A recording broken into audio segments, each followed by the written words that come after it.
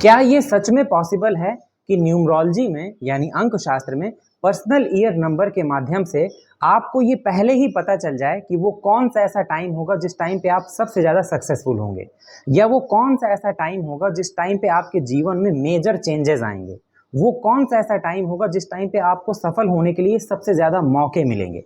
मैंने कहा मौके मिलेंगे। ये जो हमारी और आपकी लाइफ है, हमारी ज़िंदगी है, ये हर इंसान को एक नहीं कई मौके देती है। दिक्कत ये है कि कुछ लोग इन मौक़ों का फ़ायदा उठा लेते हैं और कुछ लोग मौक़ों का फ़ायदा नहीं उठा पाते। अब मुझे मालूम है आप लोगों में से बहुत सारे लोग कहेंगे कि हमको तो अपने जीवन में मौके ही नहीं मिले। ऐसे लोगों से मैं सिर्फ एक ही चीज़ कहना चाहूँगा, हम और आप या हर इंसान रात को जब सोने जाता है तो हम रात में जब सोते हैं तो हम सोचते हैं कि हम सुबह उठेंगे और हम अपने काम पे जाएंगे या हम ऑफिस जाएंगे। लेकिन सच्चाई ये है कि अगले आने वाले सेकंड में क्या होने वाला है ये किसी को नहीं पता। इस बात की कोई गारंटी नहीं है कि अगर आप या मैं या कोई भी जीव रात में सो रहा है तो वो सुबह उठेगा ही। मुझे ऐसा लगता है कि हर सुबह जिंदगी का दिया हुआ दूसरा सबसे बड़ा मौका यही होता है, जब हमें रोज नई सुबह एक नया मौका मिलता है कुछ नया करने के लिए। अब बात क्योंकि न्यूमरोलॉजी की हो रही है तो आइए मैं आपको बहुत शॉर्टकट में समझा देता हूं कि ये कैसे पता लगा सकते हैं आप अपनी डेट ऑफ बर्थ से कि वो कौन कौन सा ऐसे टाइम होगा, वो कौन कौन सा ऐसा वर्ष होगा जिस टाइम पे आपको सबसे ज़्यादा सक्सेस होने के चांसेस मिलेंगे। नमस्कार दोस्तों, मेरा नाम अनुभव सिंह है और आइए आज बात करते हैं पर्सनल ईयर के माध्यम से ये कैसे पता लगाएं कि कौन सा ऐसा साल होगा, कौन सा ऐसा वर्ष होगा जो आपके लिए सबसे ज़्यादा लकी होगा या आपकी लाइफ में मेजर चेंजेस लेकर आएगा। तो चलिए मैं आपको बता देता हूँ। इसके लिए आपको दो चीज़ें मालूम होना जरूरी है। पहला तो ये कि पर्सनल ईयर नंबर कैसे निकाला जाता है, पर्सनल ईयर नंबर क्या होता है। देखिए, जो पर्सनल ईयर नंबर होता है ये हर वर्ष का अलग अलग होता है। अब ऐसे तो समझ में नहीं आएगा, आइए मैं आपको उदाहरण से बताता हूँ। अकॉर्डिंग टू न्यूमरोलॉजी, चलिए मैं एक अपनी डेट ऑफ बर्थ ले लेता हूँ। उदाहरण के लिए मान लीजिए मेरी डेट ऑफ बर्थ है 3 मार्च 1995। थर्ड यानी 3, मार्च मतलब तीसरा महीना, 1995 यानी 1995। ये बात मैंने आपको पहले भी बताई थी कि किसी भी डेट ऑफ बर्थ में 3 मेजर पार्ट होते हैं। एक, जिस दिन आपने जन्म लिया, दूसरा जिस महीने आपने जन्म लिया, और तीसरा जिस वर्ष आपने जन्म लिया। पर्सनल ईयर नंबर निकालना बहुत इजी है। आपको कुछ नहीं करना, आपको पहले अपनी डेट ऑफ बर्थ लिख देनी है। इस डेट ऑफ बर्थ को लिखने के बाद आपको क्या करना है कि जो ये देखिए 1995 ये बर्थ ईयर लिखा है, इसे आप हटा दीजिए। इसको नहीं लेना है हमें। पर्सनल ईयर नंबर निकालने में इसकी कोई ज़रूरत नहीं है। अब इसकी जगह आपको लिखना क्या है, इसकी जगह आपको वो वर्ष लिखना है जिस वर्ष का आपको पर्सनल ईयर नंबर निकालना है। जैसे ये 2024 चल रहा है, 2024, तो 2024 का पर्सनल ईयर निकालने के लिए अगर मुझे निकालना है तो मैं अपनी डेट ऑफ बर्थ में डे लिखूंगा, मंथ लिखूंगा, और मेरी डेट ऑफ बर्थ का जो साल है, वर्ष है, उसे हटा दूंगा और उसकी जगह मैं लिख दूंगा 2024। अब इसके बाद हमें इस पूरी डेट ऑफ बर्थ के एक एक डिजिट को जोड़ देना है और तब तक जोड़ते रहना है जब तक हमें कोई सिंगल डिजिट ना मिल जाए। चलिए जोड़ते हैं। 3, 3 और 3 6, 6 और 2 8, 8 और 2 10, 10 और 4 14, 14 में 1 and 4। अब ये तो 2 डिजिट है, हमें सिंगल डिजिट चाहिए, तो हम 1 और 4 को फिर से जोड़ देंगे। पर्सनल ईयर नंबर आ गया 5। ये है मेरी डेट ऑफ बर्थ का पर्सनल ईयर नंबर। 2024 का मेरा पर्सनल ईयर नंबर है ये। अगर आपको ऐसे समझ में नहीं आया तो मैं एक और डेट ऑफ बर्थ ले लेता हूं, उससे हम समझ लेते हैं।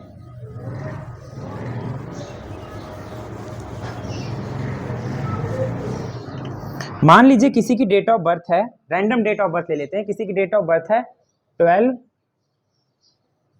12 ऑफ जनवरी 1980। ये किसी की डेट ऑफ बर्थ है, मैंने रैंडम ले लिया, मुझे नहीं मालूम ये किसकी डेट ऑफ बर्थ है, लेकिन हमने एक डेट ऑफ बर्थ ले ली 12 जनवरी 1980। 12 की जगह 12 लिख दिया, दिन हो गया। महीना जनवरी है, जनवरी का महीना पहला महीना होता है, और 1980 ये हो गया वर्ष। जैसा मैंने आपसे कहा था, पर्सनल ईयर नंबर आपको जिस वर्ष का निकालना है तो अपनी डेट ऑफ बर्थ से आपको अपनी डेट ऑफ बर्थ का वर्ष हटा देना है, इसकी जरूरत नहीं है। इसकी जगह आपको वो वर्ष लिखना है जिस वर्ष का आपको पर्सनल ईयर नंबर निकालना है। मुझे पर्सनल ईयर नंबर 2024 का निकालना है, इसलिए मैं यहां पर लिख दूंगा 2024। अब हम इस पूरी डेट ऑफ बर्थ को एक बार फिर से जोड़ देंगे जिससे हमारा पर्सनल ईयर नंबर निकल आएगा। यहां लिखा है 12, 12 में 1 और 2, तो 1 और 2 कितने हुए 3, 3 और 1 4, 4 और 2 6, 6 और 2 8, 8 और 4 12। एक बार फिर से जोड़ लेते हैं, 2 1 3, 1 4, 4 और 2 6, 6 2 8, 8 4 12, 12 आया। मैंने आपसे कहा था ना कि सिंगल डिजिट चाहिए, ये डबल डिजिट है, तो हम 12 को फिर से जोड़ देंगे, 1 और 2, ये हुआ 3। इस डेट ऑफ बर्थ का 2024 का पर्सनल ईयर नंबर हुआ 3। तो एक तो आप अपनी डेट ऑफ बर्थ से फटाफट पर्सनल ईयर नंबर निकाल लीजिए। आपको जिस वर्ष का निकालना है, चाहे वो वर्ष आगे के हों चाहे वो वर्ष पीछे के हों, उस वर्ष का अपना पर्सनल ईयर नंबर निकाल लीजिए। सबसे पहले तो ये हो गया। अब दूसरी चीज जो इसके लिए जरूरी है वो है आपकी डेट ऑफ बर्थ से आपको अपना भाग्यांक मालूम होना चाहिए, डेस्टिनी नंबर। अकॉर्डिंग टू, जैसे मान लीजिए मैं अपनी डेट ऑफ बर्थ लिखता हूं, तो सपोज करिए कि मेरी डेट ऑफ बर्थ है 3 मार्च 1995। जिनको मालूम है वो लोग 1-2 मिनट वीडियो आगे बढ़ा दीजिए, जिन्हें नहीं मालूम है 2 मिनट में आप सीख जाएंगे कि कैसे निकालते हैं भाग्यांक। जो हमारा डेस्टिनी नंबर होता है उसके लिए हमें अपनी पूरी डेट ऑफ बर्थ के हर डिजिट को जोड़ देना होता है और लास्ट तक जोड़ते रहना होता है जब तक हमें कोई सिंगल डिजिट ना मिल जाए, कोई एक अंक ना मिल जाए। तो चलिए जोड़ने की कोशिश करते हैं। 3 और 3 6, 6 और 1 7, 7 और 9 16, 16 और 9 25, 25 और 5 30, यानी हमारा 30। अब इसको हम, क्योंकि डबल डिजिट में है, जैसे मैंने कहा तब तक जोड़ते रहना है जब तक सिंगल डिजिट ना मिल जाए। 3 + 0 = 3। तो इस डेट ऑफ बर्थ के अकॉर्डिंग जो डेस्टिनी नंबर यानी भाग्य अंक है वो है नंबर 3। इसी तरह आपको अपनी पूरी डेट ऑफ बर्थ लिख देनी है और उसके अंकों को आपको तब तक जोड़ते रहना है जब तक आपको सिंगल डिजिट ना मिल जाए। अब सपोज करिए कि मेरी डेट ऑफ बर्थ में 1995 की जगह 1992 होता। क्या होता? 1992। ये मैं सिर्फ इसलिए बता रहा हूं ताकि आप सीख जाएं कि किस तरह पूरी डेट ऑफ बर्थ को कैलकुलेट करना है। 3 और 3 6, 6 और 1 7, 7 और 9 7 और 9 16, 16 और 9 25, 25 और 2 27। अब ये यहाँ पे 30 27 2 7, इसको भी हम जोड़ देंगे। 2 + 7 = 9। देखिए अगर 1995 होता तो मेरा डेस्टिनी नंबर 3 निकल रहा था, 1992 होता तो डेस्टिनी नंबर 9 निकल रहा था। इसी तरह आपको अपनी डेट ऑफ बर्थ में पूरे के पूरे अंकों को जोड़कर डेस्टिनी नंबर निकाल लेना है, यानी अपना भाग्य अंक निकाल लेना है। बस इन्हीं 2 चीजों से हमारा पूरा काम निकल आएगा। अब इसके बाद का वीडियो थोड़ा सा ध्यान से देखिएगा। अगर आप एस्ट्रोलॉजी में थोड़ी सी भी नॉलेज रखते हैं तो आपको ये बात तुरंत समझ में आ जाएगी, अदरवाइज मैं आपको एलोबरेट करके तो बता ही दूंगा।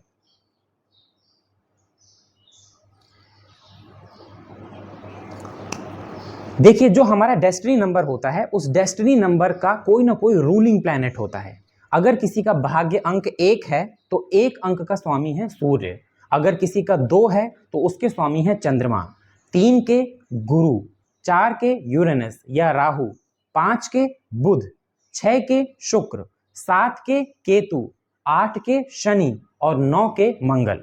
अगर आप चाहें तो वीडियो को थोड़ा सा पीछे करके मैंने आपको बताया, आप नोट डाउन कर लीजिए तो आपको हमेशा ये याद रहेगा।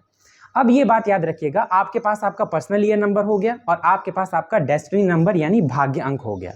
सपोज करिए आपका भाग्य अंक या किसी का भी भाग्य अंक है 1। ये 1 अंक जो है ये सूर्य का अंक होता है। अब सूर्य जिन जिन ग्रहों से नैसर्गिक रूप से मित्र हैं या सूर्य इन जनरल जिन ग्रहों के साथ अच्छे रिलेशन रखते हैं, उन ग्रहों के पर्सनल ईयर नंबर जब जब आएंगे तब तब आपकी लाइफ में आप कुछ बहुत बड़ा करेंगे, आपकी लाइफ में कुछ मेजर चेंजेस होंगे या आप अपनी लाइफ में कोई बड़े डिसीजन लेंगे।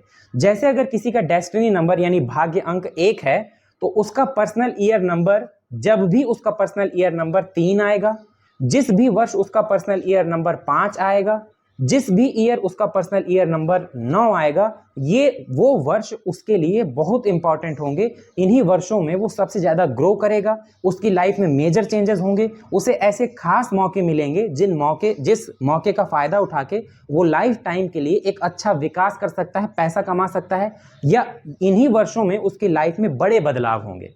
अगर किसी का डेस्टिनी नंबर है 2, ये 2 अंक चंद्रमा का अंक होता है। अब जिनका भी डेस्टिनी नंबर 2 यानी भाग्य अंक 2 है, ऐसे लोगों की लाइफ में जब भी डेस्टिनी पर्सनल ईयर नंबर 1 आएगा, पर्सनल ईयर नंबर 3 आएगा, पर्सनल ईयर नंबर 6 आएगा, ऐसे लोग इसी टाइम पे अपनी लाइफ में सबसे ज़्यादा ग्रो करेंगे, सबसे ज़्यादा विकास करेंगे। इवन कई बार ऐसे लोग जिनका भी डेस्टिनी नंबर 2 है, ऐसे लोग अपनी लाइफ में नंबर 9 पे भी, ये स्पेशल कंडीशन में है, पर्सनल ईयर नंबर 9 के ईयर में भी अच्छी ग्रोथ करते हैं। अगर किसी का पर्सनल ईयर नंबर 3 है, माफ करिएगा, किसी का डेस्टिनी नंबर यानी भाग्य अंक 3 है, तो जब भी उसकी लाइफ में पर्सनल ईयर नंबर 1 आएगा, जब भी उसकी लाइफ में पर्सनल ईयर नंबर 5 आएगा, पर्सनल ईयर नंबर 9 आएगा, ऐसे लोग अपनी लाइफ में पर्सनल ईयर नंबर 6 आएगा, इन पर्सनल ईयर में डेस्टिनी नंबर 3 वाला इंसान अपनी लाइफ के मेजर चेंजेस लेगा, मेजर ग्रोथ करेगा, डिसीजन लेगा या उसे सक्सेसफुल होने के ज़्यादातर चांसेस मिलेंगे।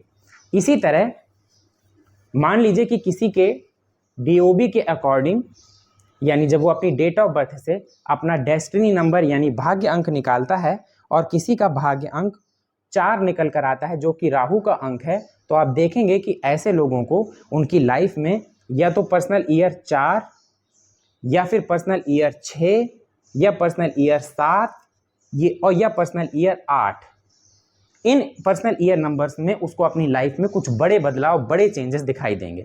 इसी तरह अगर किसी का डेस्टिनी नंबर होता है नंबर 5, तो personal year number 1, personal year number 5, personal year number 3, personal year number 6, इन सालों में उस व्यक्ति को अपने लाइफ में एक बड़े बदलाव, बड़े चेंजेस देखने के लिए मिलेंगे।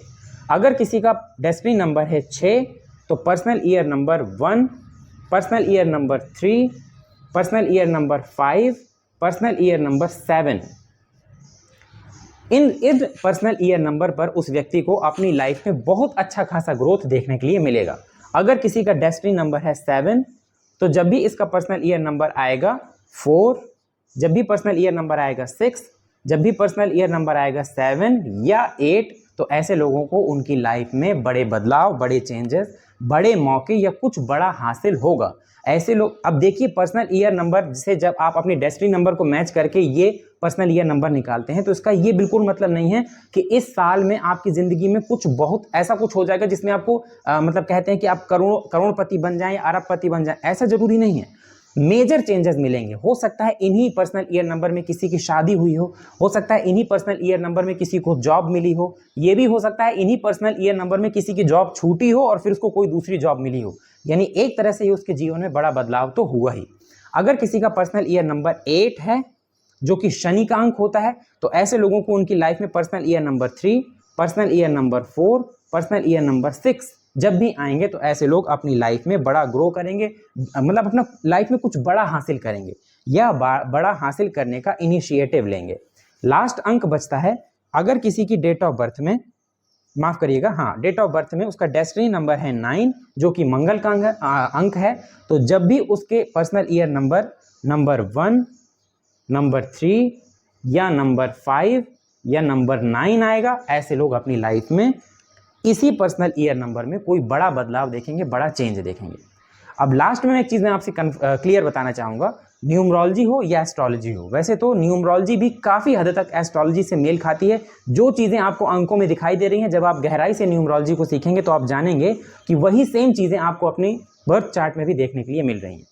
अब एक चीज़ मैं आपको क्लियर बताता हूँ, कोई भी नियम हो या कोई भी सूत्र हो सभी के ऊपर लागू हो जाए ऐसा संभव नहीं है। देखिए, जो ये नेचर होता है, चाहे वो ज्योतिष हो या इस दुनिया की कोई भी विधा हो, भगवान कभी भी किसी को पूरी तरह से भविष्य को झांकना या भविष्य को बदलना, इसकी ताकत कभी नहीं देते। ये जो एक नेचर है जो सबसे ज़्यादा पावरफुल है, यानी जो प्रकृति है जिसको हम ईश्वर कहते हैं, उनके आगे जितनी भी विधाएं हैं उनसे नीचे ही हैं, उनसे ऊपर कुछ नहीं है। इसलिए कभी कभी ऐसा होगा कि ये नियम हो सकता है कुछ एक लोगों पर लागू ना हो। ऐसी कंडीशन में उनको अपनी बर्थ चार्ट ज़रूर देखनी चाहिए। वो पाएंगे कि उनकी बर्थ चार्ट में जो प्राइम ट्राइंगल होता है, यानी लग्न, पंचम और नवम, उनमें से कोई 2 एंगल बिगड़े हुए होंगे। ये गारंटी है। अगर आपसे मैच नहीं हो रहा है, आप अपनी जन्म कुंडली को खोलकर देख लीजिए। लग्न का स्वामी, पंचम का स्वामी या नवम का स्वामी, इनमें से किसी 2 भावों के स्वामी या कारक या डिग्री जो भी हो, उनकी स्थिति जो है वो आपको बिगड़ी हुई आसानी से दिखाई दे जाएगी। तो ये था डेस्टिनी नंबर और पर्सनल ईयर नंबर से हम जान सकते हैं कि वो कौन कौन सा ऐसा टाइम होगा, जिस टाइम पे आपको अपनी लाइफ में बड़े या मेजर चेंजेस देखने के लिए मिलेंगे। उम्मीद है कि आपको वीडियो समझ में आया होगा, उम्मीद है वीडियो आपको अच्छा लगा होगा। वीडियो अगर अच्छा लगा हो तो वीडियो को लाइक करिएगा, वीडियो में दी गई जानकारी अच्छी लगी हो तो चैनल को सब्सक्राइब करिएगा और बेल आइकन जरूर दबाइएगा, ताकि जब भी कोई नया वीडियो चैनल में पोस्ट किया जाए तो उसका नोटिफिकेशन सीधे आप तक पहुंच जाए। मिलते हैं अगले वीडियो में, तब तक के लिए धन्यवाद।